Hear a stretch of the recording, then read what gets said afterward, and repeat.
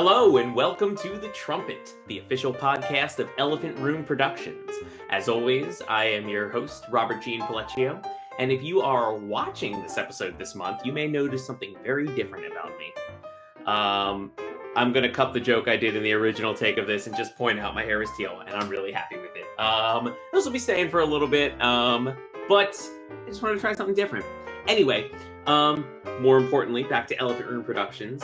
We are back with another fun-filled episode, and this month we are talking to our July playwright, SMJ.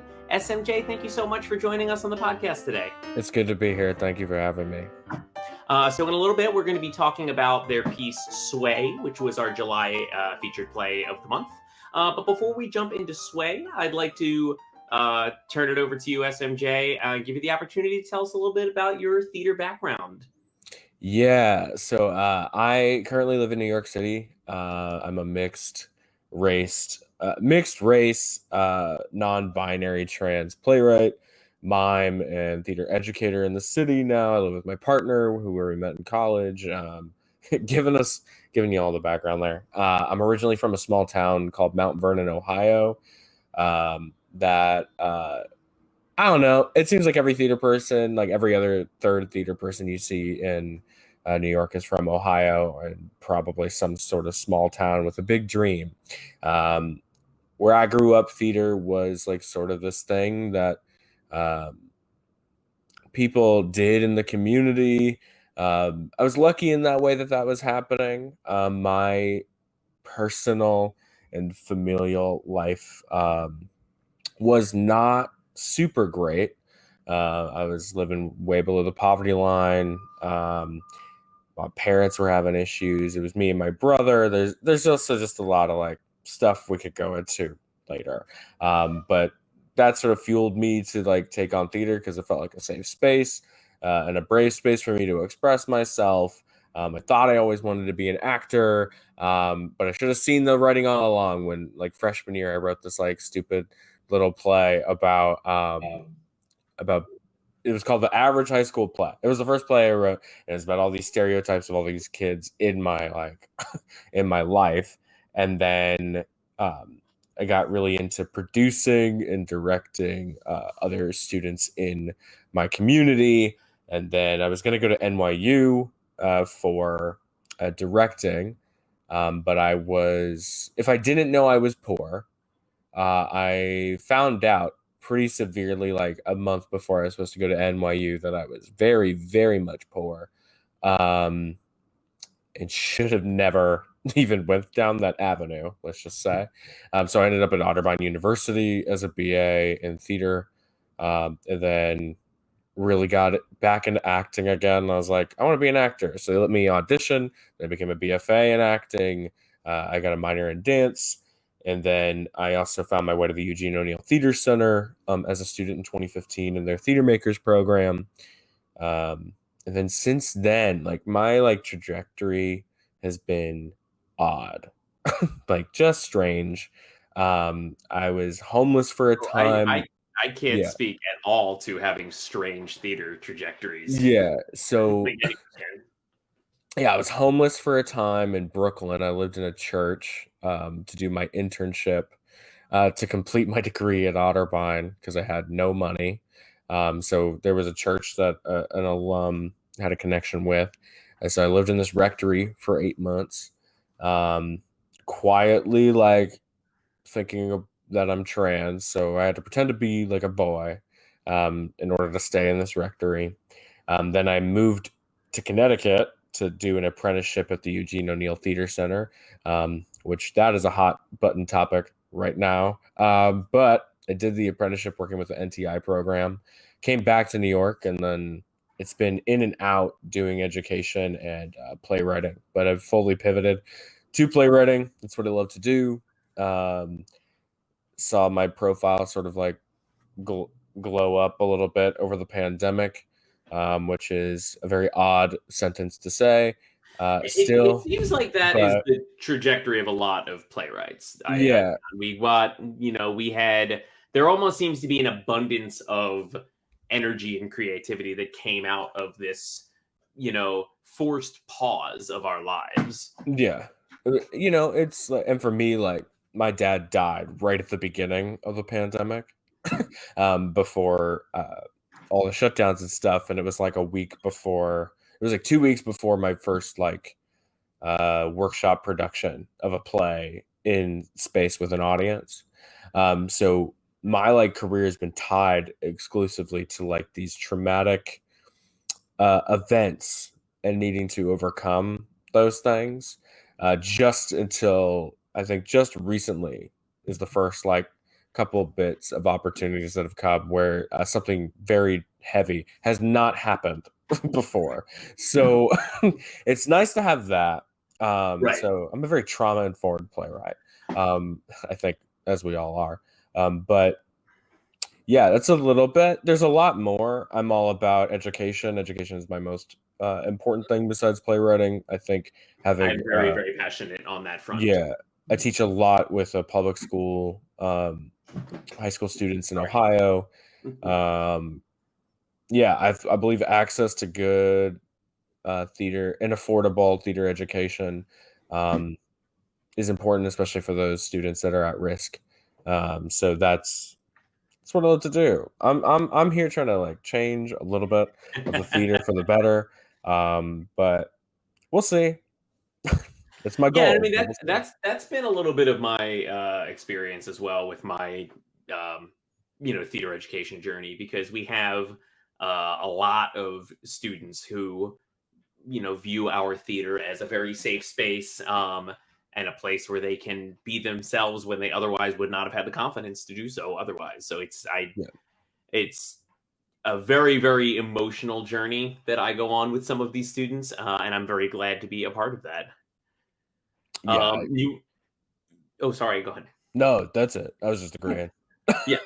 So I was gonna kind of backtrack a little bit, because you did kind of get in tune with one of my follow-up questions to your playwriting journey, is the other hats that you wear. Obviously now you've said you've kind of landed on playwriting, but can you I always think it's very fascinating to talk to actors who are playwrights who are actors, playwrights who are directors, and see, especially the ones who consistently shuffle those hats.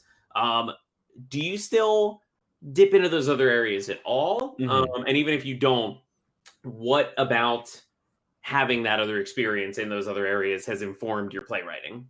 Yeah. So I stopped acting because the end of my time in my BFA program was not safe for me as a person who was trying to express my transness, but unsure of the words or the way to explain that to people, and the reaction to the faculty for that. Um, Also, had how fat phobic my particular program was, and it just wasn't serving me. So I don't really act anymore in the traditional sense. It doesn't serve me. The way that it did. I love being at of service to folks, creating things for folks to do, or facilitating spaces for things for people to do things. I just no longer have the fire to be like in front of an audience Right. in that way. However, I'm a professional mime, and if that comes up, uh, I've even said it myself. I would rather be in an ensemble of people where I'm teaching the ensemble everything. I highlight them, and then I, as the mime with 13 years, like I'm the supportive role. Because I really don't like Right. I don't like it. It's also a crippling body dysmorphia. It's like I don't want this body on display too much. However, I if it's in a supportive role, I'm okay with that. And I direct, and I now use my mime also as like movement coaching. You're So speaking directly into my soul about yeah, many of my own issues and passions. yeah. It like yeah. I think also like not to get too tangential, but the BFA business Hmm. sucks.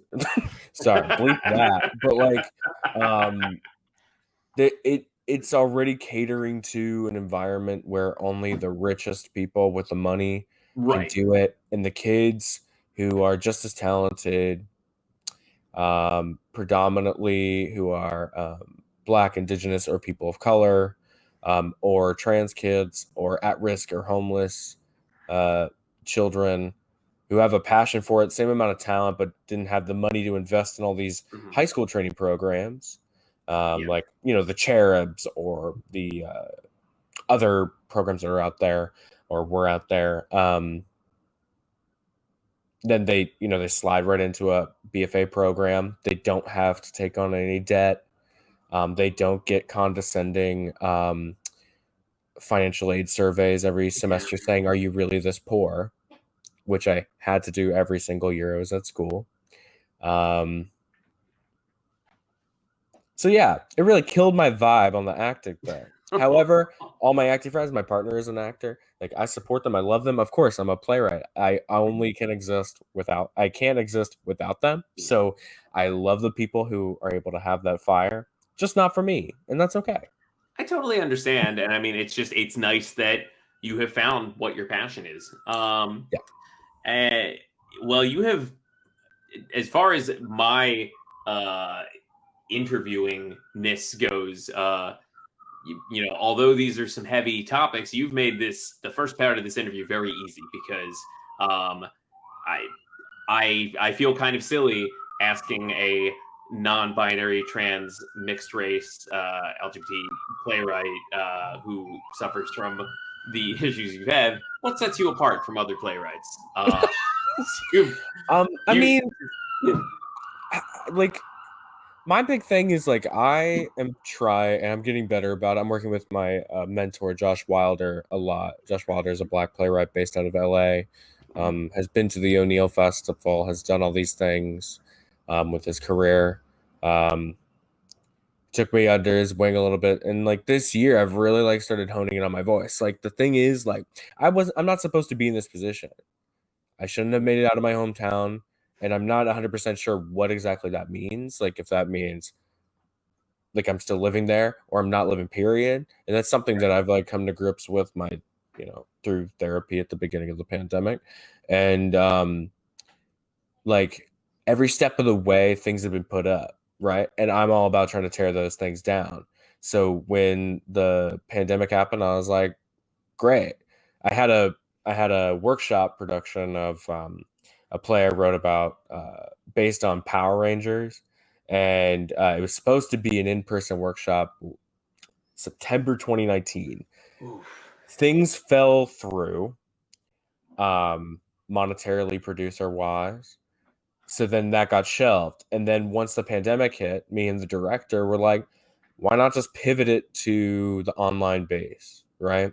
So we did this online workshop of a play that should be on stage because it's all like combat, essentially. But how do we focus on the text of that and invite as many people as possible? And at the early stages of the pandemic, we had 200 people show up to this like random thing with no producer behind it. Still able to pay actors for their week of work. Not what I would want them to, but at least being able to put something in their pockets, because I'm also a young person, so I'm trying to get my pockets laid too. I understand. But figuring out ways to adapt to this medium, me and my friend Henry Sudi, who I can't say enough wonderful things about. Like, recently we just got a commission from this theater out in LA to make a game using Among Us. A play using Among Us as the basis. My partner would probably be very on board with that. Yeah, he played a lot of Among Us during the pandemic. Yeah, and my thing is, like, I just want to create stuff for people like me. I want to eliminate as many barriers as possible, especially financially. I want to create stuff that like no one's thinking about right now. That's why I wrote Sway. Sway came from like, I just saw this thing and I was like, no one's writing this play. I'll write this play. I'm creating another play with 9 other collaborators. That's a podcast, a radio drama, and a play that's about the media's influence on LGBTQIA and or Black, Indigenous, or people of color bodies, our specific bodies, and a devised play around that. yeah, I'm just drawn to trying weird shit because I wasn't trained in playwriting. Like, it took no classes Right. in playwriting. But And I always think that's fascinating too, just seeing yeah, how people have forged their own paths. And I also think it's really interesting. I'm about a little over a year ago, kind of right at the beginning of the pandemic, I did an episode of the show where we talked with two very close colleagues and friends of mine who had just started running a theater in Maryland, and a playwright we've worked with. And we talked about kind of the benefits, the pros and cons of streaming theater, which is something I had wanted to talk about prior.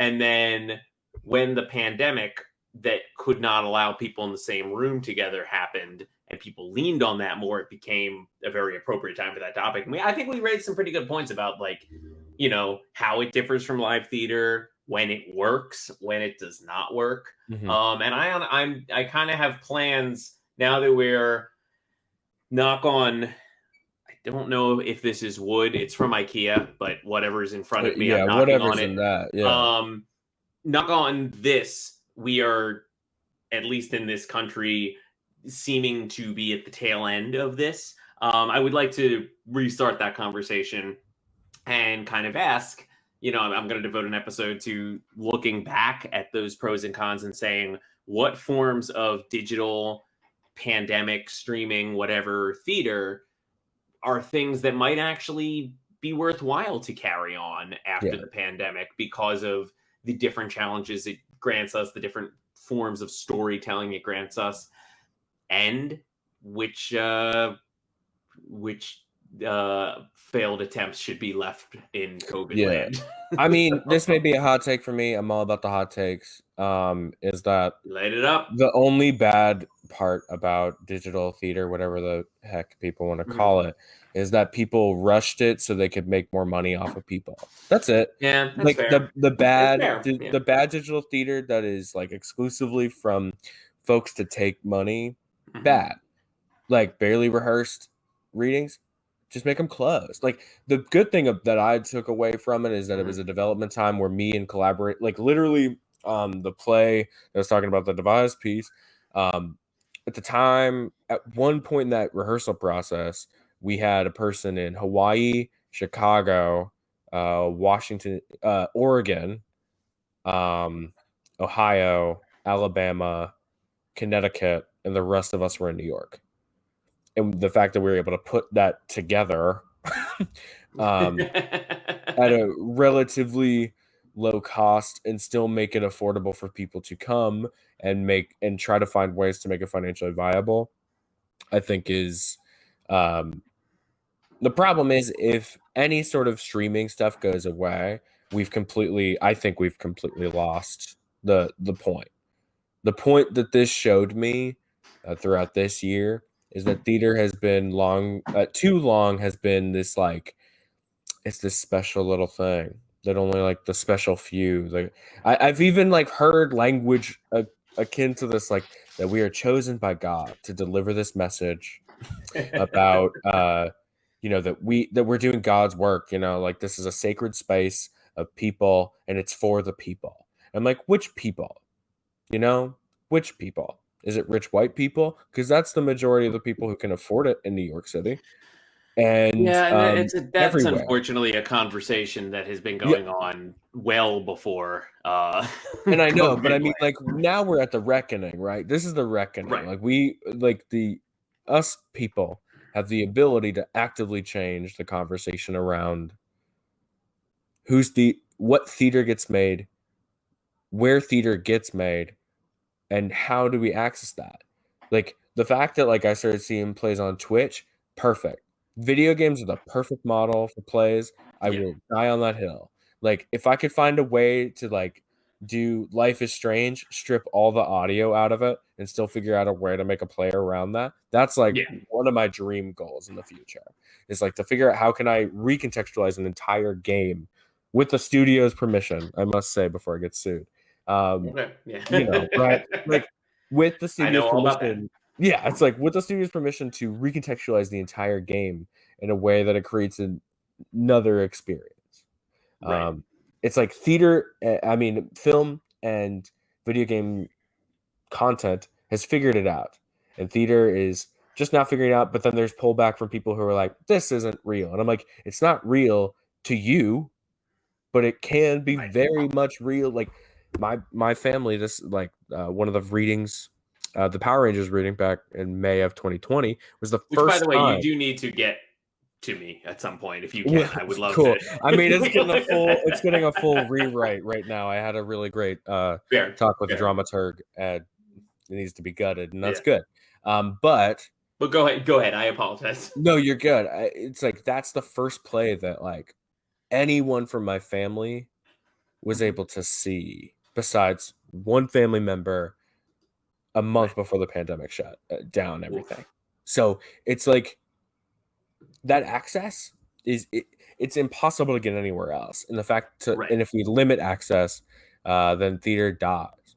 Like it just does, I think. But that's me. Right.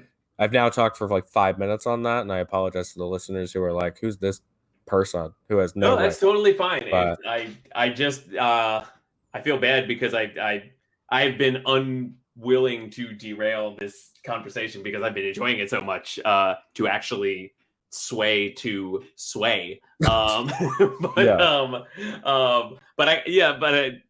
do want to touch on that because that is what formed our relationship.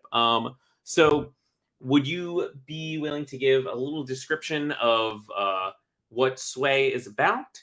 And then we'll listen to / watch, if you're watching this episode, a scene.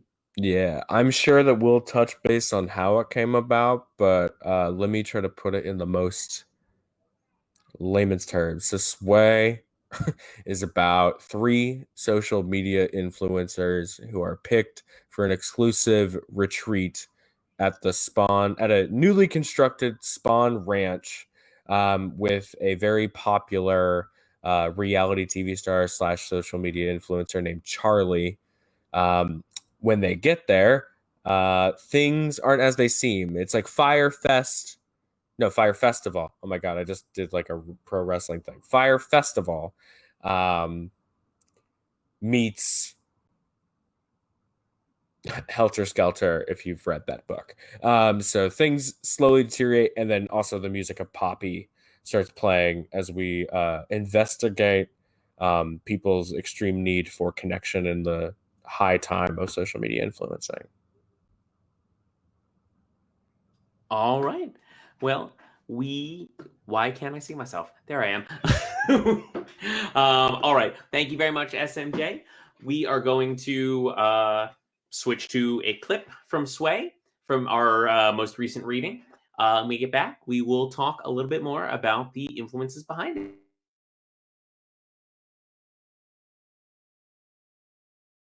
Day 2. Shay naps in their bed. The door unlocks and Paige races to the shower. Tegan, sitting on the bar, searches through their basket.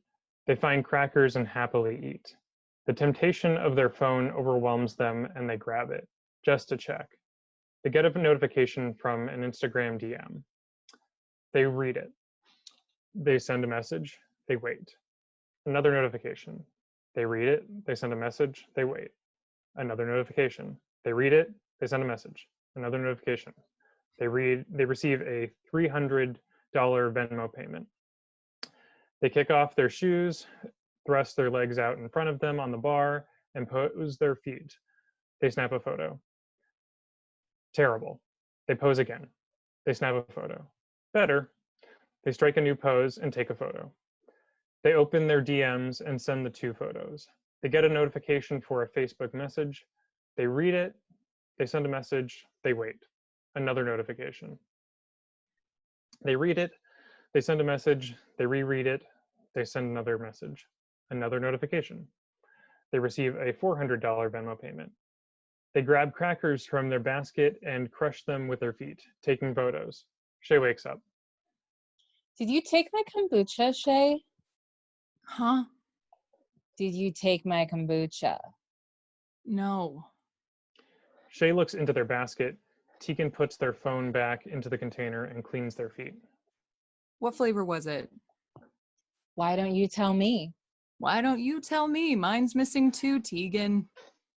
Why would I drink your kombucha? Why would I drink yours? You couldn't sleep. You started walking around. You got thirsty. It was dark. You grabbed the nearest kombucha. You drank my gingerberry kombucha. I drink ginger aid. It did have a berryish taste. I knew it. But my ginger aid! Paige probably drank it. I'll just take theirs and we'll be even. Tegan takes Paige's kombucha. Shay journals on their bed. What's that? A gratitude journal. Those things are weird. It's good to be grateful. Sure. I like to remember what I have and thank the people who helped me get here. It's comforting and it keeps me from getting a big head. That's a weird thing. You've never heard of that?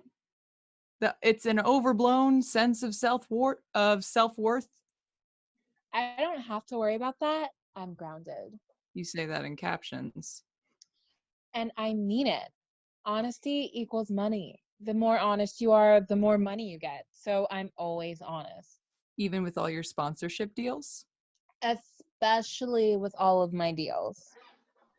How about sugar bear hair? I mean, that shit made my hair fall out. Yeah, well, products don't succeed all the time. My dad told me I always will. Always succeed? Yeah. Is that something you want to talk about? I'm not sure. Okay. Yeah. Sometimes I just have these moments where I remember a random thing he'd say, and it's sad for a moment. But I'm okay. I'm okay.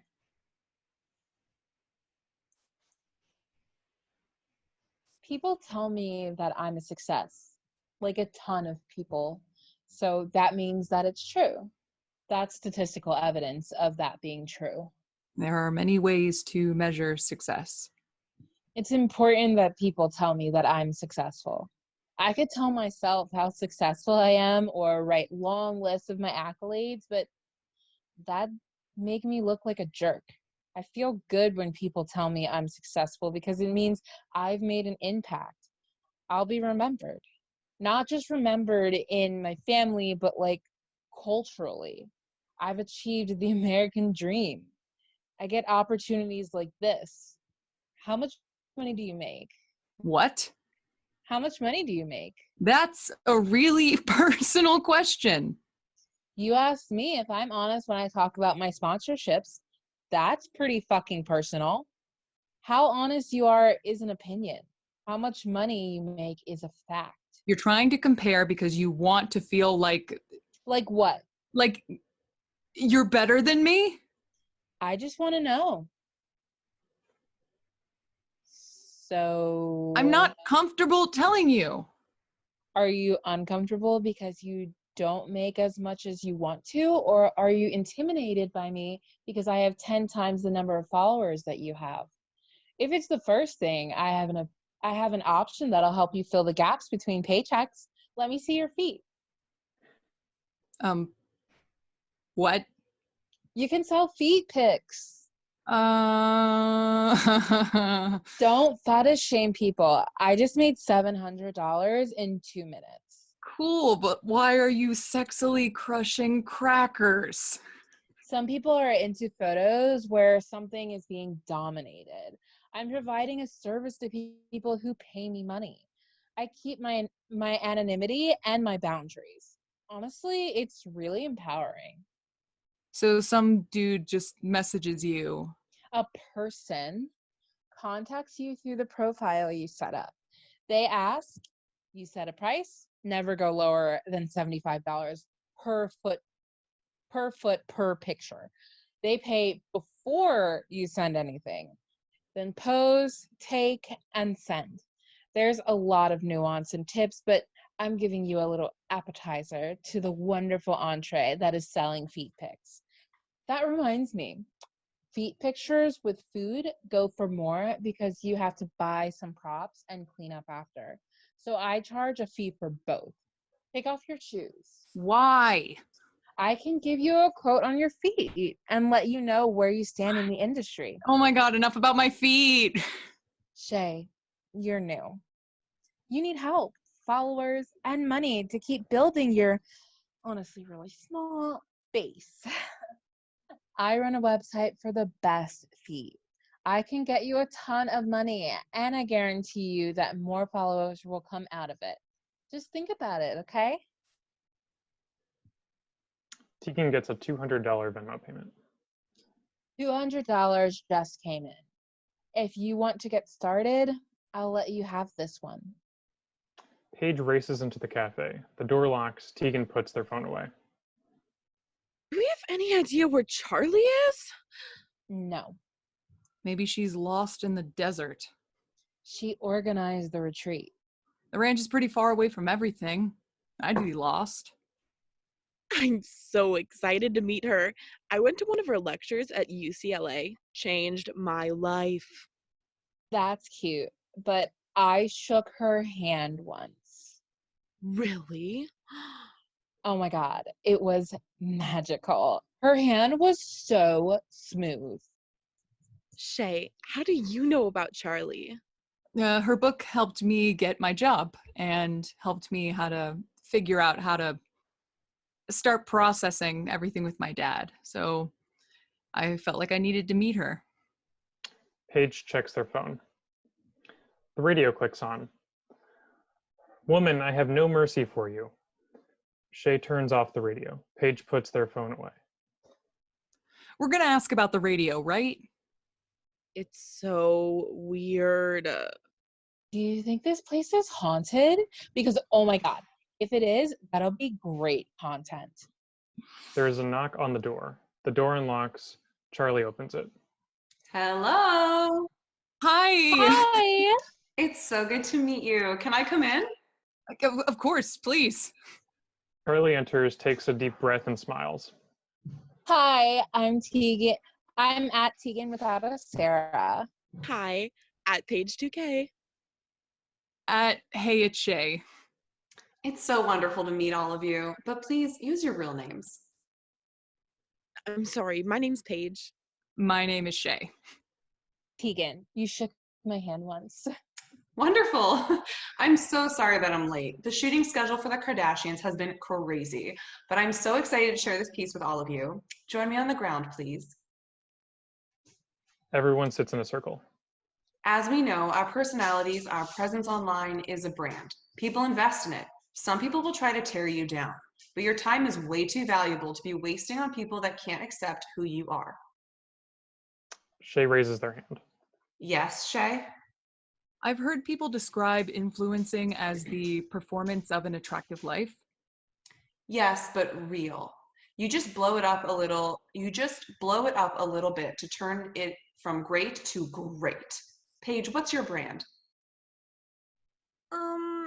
I would say my brand is, I just mean, well, kind of like, it's the lifestyle that I want to live. So, positivity, Okay. Tegan? Health, wellness, and honestly, just like positivity. That sounds nice. I like positivity. As long as there's hate in your heart, there'll be hate in the world. What about you, Shay? I'm not sure. I just started posting to update my family and friends about stuff, and then all of a sudden Ariana Grande started sharing my story, and the next thing I knew there were like 42,000 new followers, and I'm scrambling to keep them. You've come to the right place. I'm taking you personally under my wing. Wow. We will make sure you get everything you need to be successful. That's incredible. Thank you so much. Of course. I'd love to hear what everyone wants to get out of this week, so I can be a really helpful mentor to you all. Does anyone want to start? Me? I've had a very bad string of partners in the last year. I want to change that. If I have a partner, it's not going to, if I have a partner, it's not going to drive away all the thirsty people. They will still be thirsty. But if I have a partner, it's going to pull in the romantic types that I need to push me over the edge. You're very aware of the clout potential. Also, I'm lovable because everyone loves me and I love that, but I'm not sure if I like myself. Sometimes I look in the mirror and just start crying. My exes used to tell me that I'm annoying, moody, and look bipolar when I cry. I want to avoid crying by liking myself fully. Then I'll love someone else. They'll be nice to me and I can use them for good content. That's a great, clear, and logical goal. You should start by talking to yourself like you would to someone you love, Tegan. Oh, that's brilliant. Who's next? I'll go. My career is pretty isolating. I feel a constant need to give others what they need, so they'll give me more attention. I'd love to focus on me. What do I want while still connecting with people? That's perfect. You have new friends who support you and to connect with you. What about you, Shay? I want to be a sponge. Can you unpack that a little? I just want to learn and get better. With everything going so fast and really being on my own for the first time in a long time, I don't want to have to depend on anyone else ever again. You're going to be a beautiful sponge. Thank you. Let's take a breath together. Make sure your hands are facing up and you're ready to receive the energy the universe has for you. Throughout our time together, there are two things I want you to keep in mind. Self-care isn't selfish, and influencing is how you take your power back. I write that down. You'll remember it. I invite everyone to close their eyes, breathe in, breathe out, breathe in, breathe out. Isn't that nice? In all my years of practicing true self-care, I'm just beginning to understand that no one can get inner peace by pouncing on it. You may open your eyes. I'm so excited to be with you all, but I need to address Paige. My assistant showed me the video that you posted last night. I'm sorry, I have a contract with 2K Sports to promote the game. Did your contract say that you had to use this retreat and your two high-profile roommates to promote their little game? No. Oh. This is a wonderful moment to remind you that you all signed an NDA, and that is not for your protection, but for my protection. I don't want anyone to know where I live. I've had problems with some freaks in the past. I'm so sorry, Charlie. It won't be a problem. Take a moment to delete it. Now. Go ahead. We'll wait. Paige nervously grabs their phone and quickly deletes the video. Thank you, Paige. I'm so excited to have you here. While you're expected to stay in this cafe, we'll be having daily private sessions in my personal office. If you need anything before that, I'm right across the street. Just knock on my door, okay? Okay. Okay. Hey. Wonderful. Wonderful. I'll see Tegan tomorrow morning at 9 a.m. Charlie goes to the door, waves, and leaves. Wow. Wow. Oh, She's incredible. Paige goes to their basket. Tegan sits on their bed. Ariana Grande, huh? about 3 months ago. Yeah. I was in her music video for Thank You Next. Wow, that's cool. Yeah, she's fine. But that's great for you. That's a really incredible foot in the door. How much do you charge for a photo? Of what? Shay awkwardly points to Tegan's feet. I charge $125 per foot per photo. So you have like elite feet then. Everyone has elite feet. We promote our favorite people on the website that highlights big name influencers, but never outs you as a model or anything like that. You're guaranteed like 5,000 followers every other day. You could start making money tomorrow. Can I do the request you got before Paige came in? Of course. When Paige leaves again, do you mind showing me what we have to work with first? She removes their shoes and to show Tegan. Tegan studies Shay's feet. Did someone drink my kombucha? I'll Venmo you for it. And we're back and have just completed watching a scene that I'm certainly not going to add in at a later point. Yeah, depending on which one, you get two very different vibes of a play. I guess I could have said that in the intro. Wow, that I got a very specific vibe from the scene in question that we just watched in real time just now. Great. No, real rap.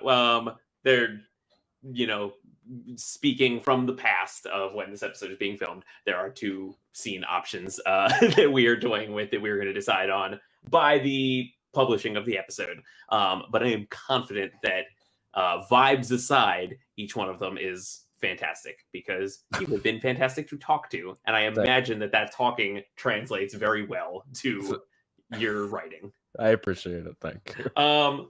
So why don't we unpack a little of that and you can talk about the gestation of this piece and what kind of led to its creation. Yeah, so my dad started dying. Sorry, my God, content warning for parental death. It's quite all right. I will let me do that. We'll put a bunch of content warnings. There's a lot. The play also has content warnings for explicit cult violence, explicit sex, and torture. So content warnings there. But yeah, so my father started a very long process of being very unhealthy following a motorcycle accident back in 2018. Towards the end of 2019, when my partner, myself, and my brother were all at my father's house, I started seeing some signs that things were not good, like very, very bad. Worse, but I couldn't put a name on it. 3 days after I left, he ended up in the hospital, and I started writing this play. Because at the time, I was looking up, I don't do this ever, but I was like, might as well try, because at the time I couldn't afford therapy, so Instagram was the therapy. So I go on a self-help or a self-care thing, and one of the boxes I found, one of the postings, was a quote: "As long as there's hate in the world, as long as there's hate in your heart, there'll be hate in the world," which is a Charles Manson quote. So this influencer retweeted essentially a Charles Manson quote and then quickly deleted it once it was realized that it was Charles Manson. How quickly? I would say, let's just say when I went back to look 20 minutes later, it wasn't there. Okay. So that got my brain sparking that because let's be honest, like that quote doesn't read culty. It means like, oh, come on, peace and love, y'all. And a lot of these influencers out there like that. No, but I'm saying all these influencers, sorry, influencers, if you're listening, do this. Not just the flowery language that is secretly cult-ish or has tinges of these things, but their behavior in stories asking for like bigger influences like James Charles, Gabby Hanna, all these folks that are manipulating audiences into engaging with their content, but then not offering a space for the audience to get closure. There's also Name Redacted, that's pretty popular in like the queer theater circle in New York City, that I exclusively found to be quite problematic and mirroring images from these bigger influencers. And I was like, this shit needs to stop. So I wrote this play as an allegory between cults and social media. And lo and behold, about 3 months ago, I started hearing about this TikTok cult. I don't know if you've heard about this. I forget what they're called. I haven't. But it's in Kentucky. I am on TikTok a lot, and I Yeah, have not come across. I hope I'm not a part of it. it's either in Kentucky or Tennessee. Oh, it might be in Tennessee because my partner's from Right. there. But it's like this like commune essentially where these groups of people are living, but they've started to promote themselves on TikTok and saying, "Come on in." And now it's either like, are they a cult that's taking people in, or are they a shared community space that is a little too lax when it comes to who they invite? And then Right. that gets Okay. conflated, and who really knows the story, right? I'm predicting that within the next 5 to 10 years, a relatively moderate sized social media influencer will form a legitimate cult. Yeah. And like an active cult that like that I believe it just because of the gaslighting technique. The full definition of the word of like they are fully aware of what they're not just amassing a following. They are for sure. Yeah.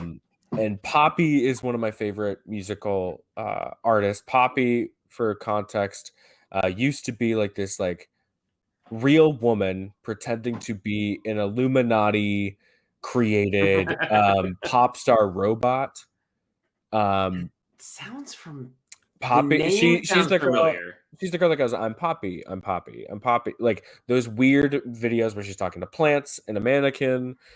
She has now made this like 180 and is now this like metalcore rock singer who was just nominated for a Grammy. The first woman to be nominated for Best Metal Performance. So her album came at a time where I was expressing my trying to figure out gender-wise what's going on with me. Right. And I was like, holy crap, this music also creates that chaotic sphere of what is it like to go from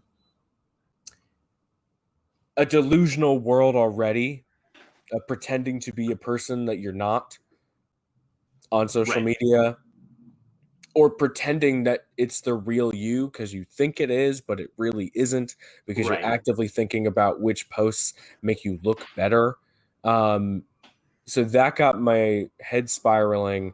And of course, the cult-like languages that are used, the boundary setting that is often broken, the content warnings that are not actual content warnings because they still go and trigger folks with very explicit things in the name of being self-care.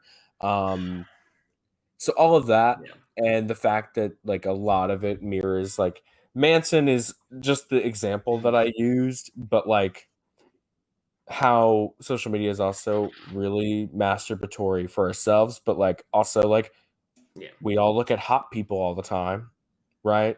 So there's that sexual energy, and what is digital sex versus like real sex. So the intimacies of online and real life are crossed, and it's definitely something I've tried to become a little more aware of, especially I mean, the only reason I joined TikTok in the first place was my partner and I were about to direct a production of Moana last summer, and because of the safety protocols of the pandemic, our normal style of choreography would not suffice because it would require interaction and movement, and we were trying to keep that distance. So he had this concept of all viral TikTok dances have to fit within a rectangle because they are all done on the phone. So he used TikTok dances as the inspiration for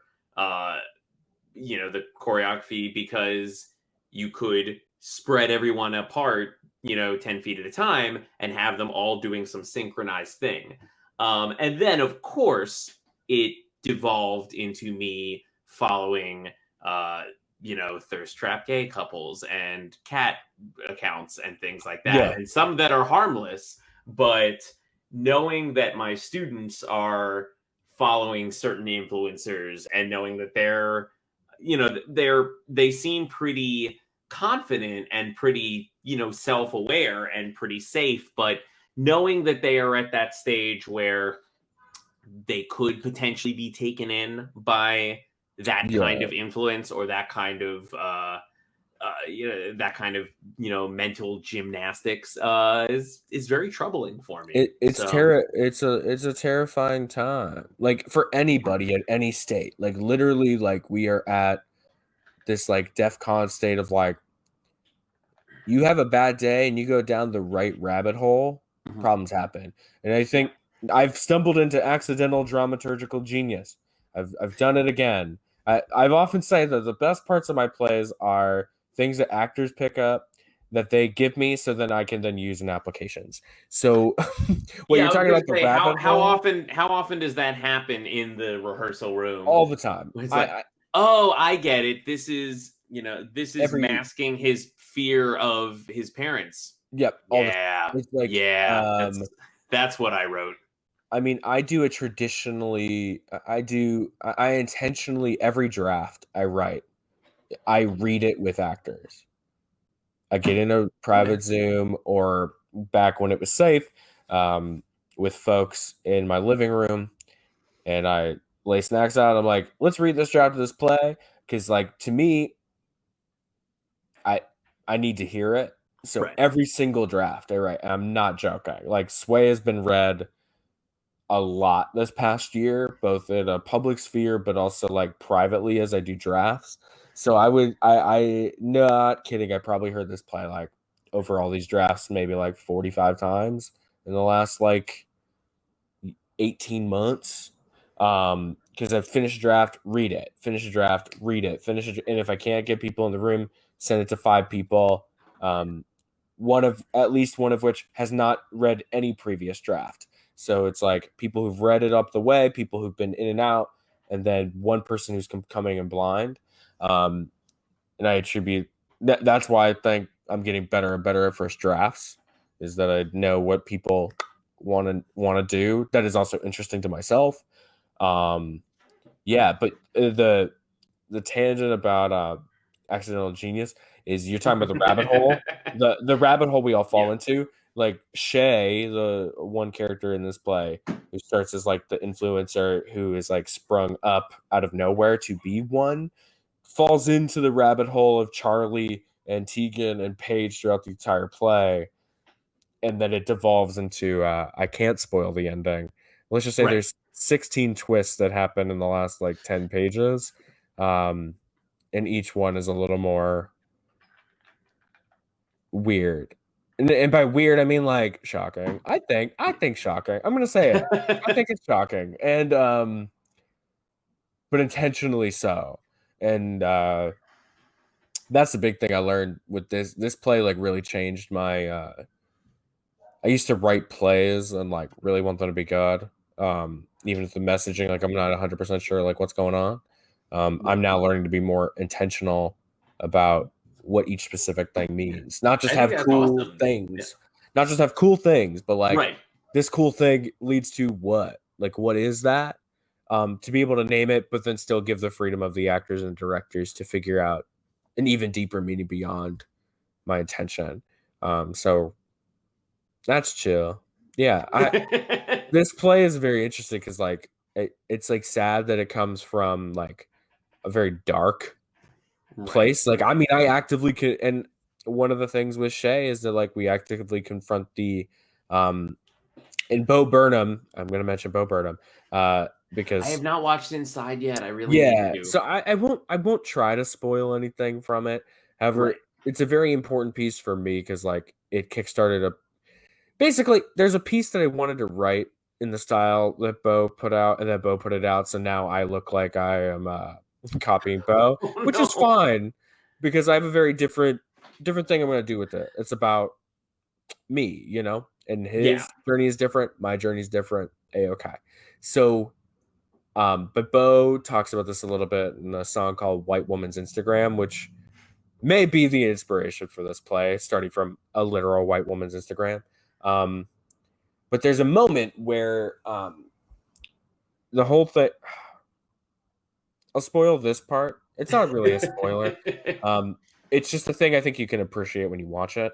Is that that entire song is filmed like it's like a Instagram post as he's doing all the things, and then there's a post about like the character's mom dying, And as he continues to caption of the photo, the frame pulls out, and it's a more like honest thing. Like we're pulling out to the full screen. I was like, don't take the microphone over here. We can't hear. The full screen. So it shows us that it's honest. But as soon as it starts pivoting to feel exploitative, it goes back to the square. And that's a new wrinkle that I started using right before I saw Inside. So I'm like, oh, I'm not copying Bo Burnham too much. But that's also a thing that I realized about myself is I don't post about my dad too often. Because after a while, this is just me. Like it feels like, is it exploitative to talk about a deceased person and why? Right? Like, am I doing this for clout? Is this character doing this for clout? And I'm gonna be honest, I don't like any of the characters in Sway, and I kind of love that. My friend Ezra Brain, a wonderful playwright as well, was like, all your characters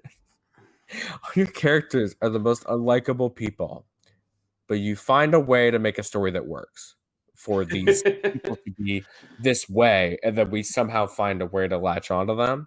Which that really sets you apart. That is hard to do. Yeah. To make an unlikable character that doesn't make someone just tune out of the piece. Well, I mean, that's fine. I've met many unlikable people, so the fact that I'm able to bring them in to the play. Unlikable people need representation too. Yeah, they do. Bad people, I got you back. No, I don't. Please don't ever come to me. But yeah, there's a lot of things to swipe. That's the very broad, big strokes of why Sway is what it is. Yeah. Well, I am incredibly excited to dive into this. Lauren just shared the audio with me this morning. So I'm going to take a look at that very soon. And I have a copy of the play as well. So I am exceptionally excited to dive headfirst into this story and to see where it goes next. Because it sounds like you have a very, very strong passion for it. And a lot of heart has definitely gone into this. So I'm very happy for you. And I'm very happy we got to be a part of this journey.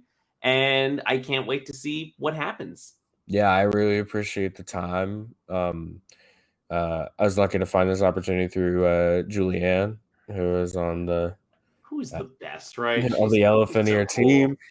So I was like, should I submit something? And she's like, do it. And I was like, okay, yeah, why not?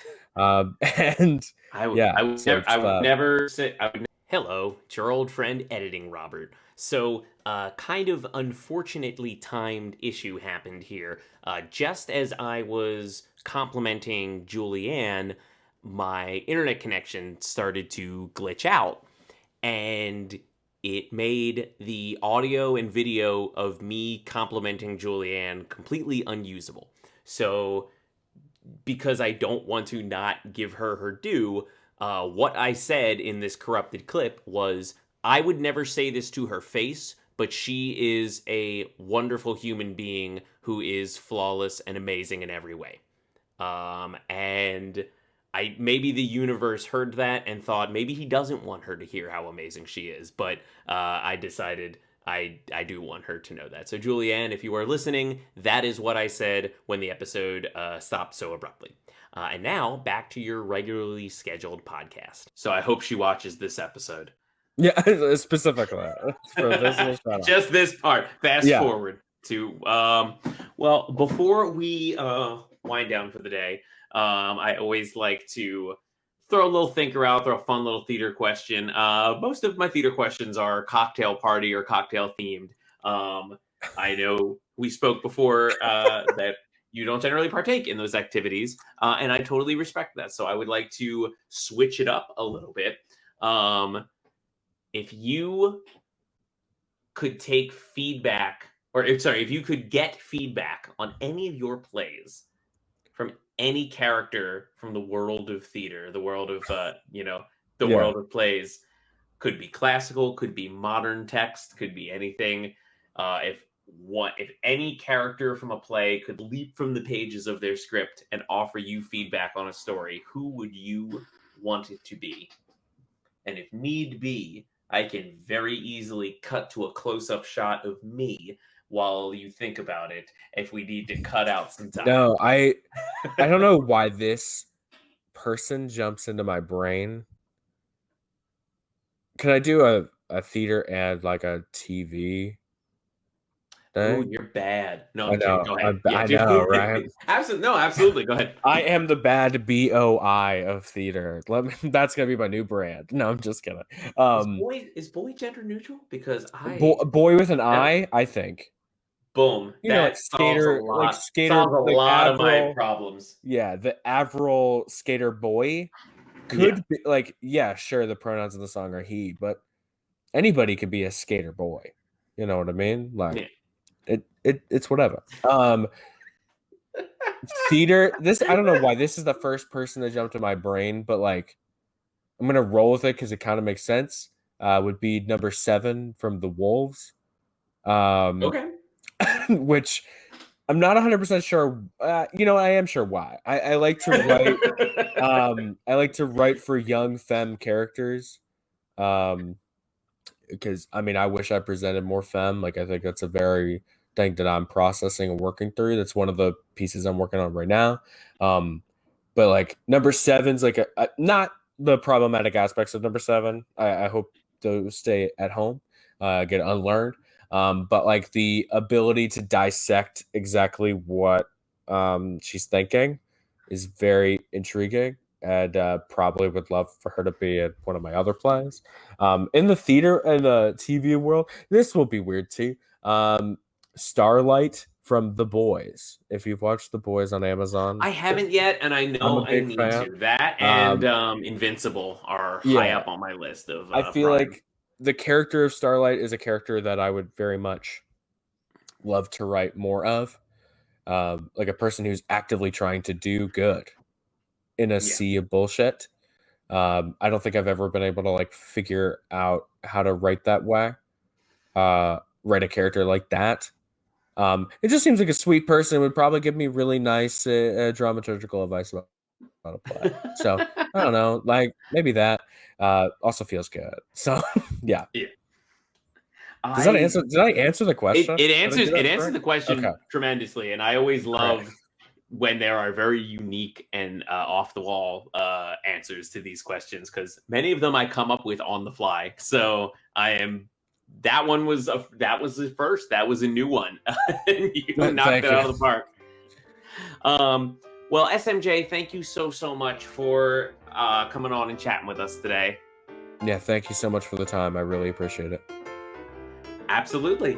And for everybody else, currently our play submissions are closed, but we will be opening them up soon. So if you have not done so already, please follow Elephant Room Productions on social media. We are on Instagram, we are on Facebook, or you can find more information about us at elephantroomproductions.com. But until then, thank you so much for listening and or watching The Trumpet. And until next time, I am Robert Jean Pellecchio, signing off.